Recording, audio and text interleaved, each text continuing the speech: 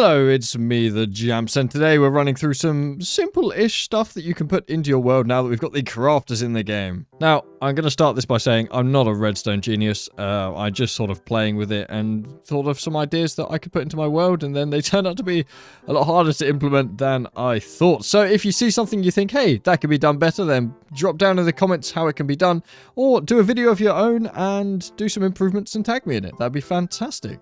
Starting off, we have the iron block machine. So imagine we have our iron farm up here with our stream of iron coming down into the hoppers and into our crafter. Now, the crafter is slowly filling up, which sends power through the comparator. And once it gets to the end, it activates it and shoots the block of iron in. Now, if this was too short, then it would end up making maybe iron bars.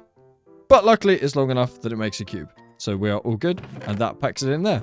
The reason that you want this in your world is to save on storage space, because who's got an iron farm here that just fills up with lots and lots and lots of iron ingots and would much rather they automatically went into iron blocks, because I sure have in my survival series. On to the next one. Now ignore the stuff that is around on the floor here. This is from the next one because I planned it badly and it doesn't fit in that slot. So this is a bread machine. So up here we have our wheat. Let's say you flick a lever and it floods the place and puts all of your wheat into these hoppers, which drops down here. It then goes into the crafter. Now, the cool thing about the crafter is you can blank off areas, which means that the top 3 are getting filled with wheat, which makes bread. This is an observer clock. It's just pinging away, making it go, come on, come on, come on. And then the second it fills up with wheat, it puts it into the box, and then you have lots and lots of bread. Now, in theory, you can just undo all these because crafters work top to bottom, left to right, and it would still work, which is fantastic. Alternatively, you could do this as well, and it would still work, just on the bottom row. So yeah, simple stuff and quick and easy way to get bread into your chest. Now, this next one is an interesting one. I'll show you what it does before I explain what it does. Da-da-da-da-da. Okay, for some reason it didn't make me wear the boots, but, you know, there we go. It's an automatic armor equipper. Now, you may be thinking, there's nothing new about this. Automatic armor equippers have been in the game for absolutely ages. In fact, this is quite a weird one because you have to set up on 4 different pressure plates. And you would be right. Let me explain why this one's different. So, in each of the dispensers, you have, obviously, the armor piece. Notice that I didn't put these in here, okay? They come from the crafter. Now, these crafters are currently empty or with very low amounts of diamonds. That one's full. I'm going to send this across, and this is full of...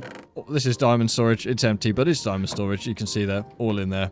It's going to fill all of these up. There we go. And that can just sit there running, or you can run it, you know, for a minute after you've done it, whatever. Then you go along and you go boom, boom, boom, boom, boom, boom. And again, I don't know why I didn't equip that first one. But there we have it. It's put our armor in, and it's also refilled the dispensers.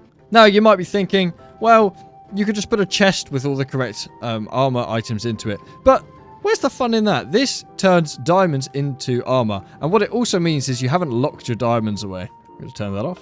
If you decide, oh, I shouldn't have turned those diamonds into that chest plate, luckily, you haven't. So you can just pull them back out if you need them. Excelente. These extra bits behind are basically hopper stoppers. So once these become full, they send out the comparator signal, which then turns off the hopper. They're 9 long for the 9 slots in the comparator. Not the comparator, the crafter.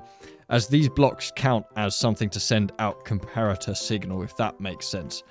I hope that does make sense. On to the next one. So this one, whilst looking probably more complex, it's actually simpler. It's very, very simple. It is literally a cart that goes around and presses buttons, which then fires items into the thing. This is an arrow maker. So we have our 3 slots in the middle. Crafters work top to bottom, left to right. So it'll fill up that top slot, then the middle one, then that one. If I press go, it's going to go around like that. Then you'll see it's shooting the items into various areas. And they go boom, boom, boom, and out come the arrows. Now underneath this, which you can't see from here, there is another observer clock, which is just making that constantly go, come on, come on, come on. You can see the light flashing there, and that's getting very loud and very annoying, so we'll turn it off. There we go. You may think, why are you not using hoppers to just go straight in? Why are you firing them between the things? And it's because it's a lot easier to send one item at a time out of a dispenser than it is through a hopper. I'm sure this is quite big and messy and I can make it a lot smaller, but I don't know, it kind of looks cool being this big as well. On to the last one. Here we have the TNT machine. So, if you're not sure how TNT is made, it's very, very simple. You have gunpowder in a shape like that with 5 pieces and then 4 sand like that. So, the way the crafter works is it goes top to bottom, left to right, as I said before, prioritizing the top left. So, what it would need is you input gunpowder, then sand, then gunpowder, then sand, then gunpowder, then sand, then gunpowder, then sand, then gunpowder. And you may think, well, that's quite easy. You just have a thing, it goes click, clop, click, clop, click, clop, and it sends them into the machine, right? And that is correct if you only want to make one. However, once it has made all of these, the last thing it puts in is gunpowder. So the next thing it wants to put in is sand, right? So that then ruins the pattern and means that it just won't work again. So I tried to make all sorts of timing systems to stop it adding in a piece of sand and to make it go and then stop and then reset, and it just wasn't working.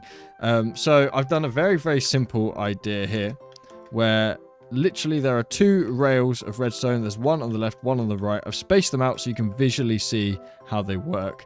This one goes first, then that one goes, as in this one, then that one, then this one, then that one, then this one, then that one. Very simple stuff. Now I've got a clock running up here, which gives us a rough timing of how long it takes to put 9 items in. So that's 9 items on there, and as it turns off, it sends another pulse as it is an observer. And what we'll do here is we'll hook it up to the machine, and then away it goes. And it's quite quick, which is cool.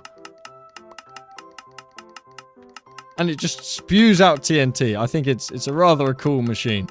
What is really strange with this one is how it's flashing. You can hear it. Click, click, click, click. But it looks like the redstone just stays on. I don't know. It must be like tick perfect or something.